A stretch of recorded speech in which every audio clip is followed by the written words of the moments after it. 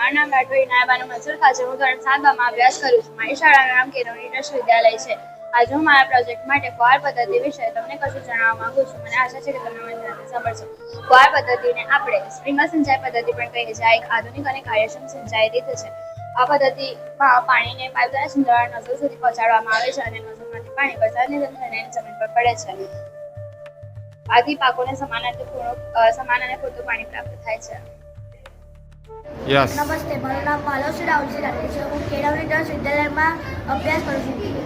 હું 5મા ધોરણમાં ભણું છું. આજે હું મારા પ્રોજેક્ટનું નામ માનગઢ છે. આજે હું તમને તેની થોડી સમજ આપવા માગું છું. માનગઢ હત્યાકાંડ 17 નવેમ્બર 1913 રોજ ગુજરાતની સરહદ પર આવેલા માનગઢ ડુંગર પર સર્જાયો હતો.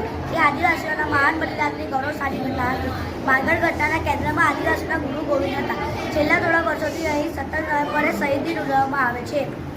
ગુજરાત સરકારે વર્ષ 2013 31 જુલાઈએ જાહેરાત કરી હતી કે તે અંગ્રેજો સામે આદિવાસીઓ શહાદતની શતાબ્દી ઉજવશે. માનગઢ હિલ પર ગુરુ ગોવિંદના નામે બોટાનિકલ ગાર્ડનનું ઉદ્ઘાટન કરવા આવેલા પહેલાના ગુજરાતના મુખ્યમંત્રી અને હાલના આપણા દેશના વડાપ્રધાન શ્રી નરેન્દ્રભાઈ મોદીએ ગુરુના પૌત્ર માનસીનું સન્માન કર્યું હતું. તે સન્માનના કાર્યક્રમમાં 80,000થી વધુ લોકોએ ભાગ લીધો હતો. માનગઢ એ સુંદર ફરવાલાયક અને ઐતિહાસિક સ્થળ છે. અસ્તુ.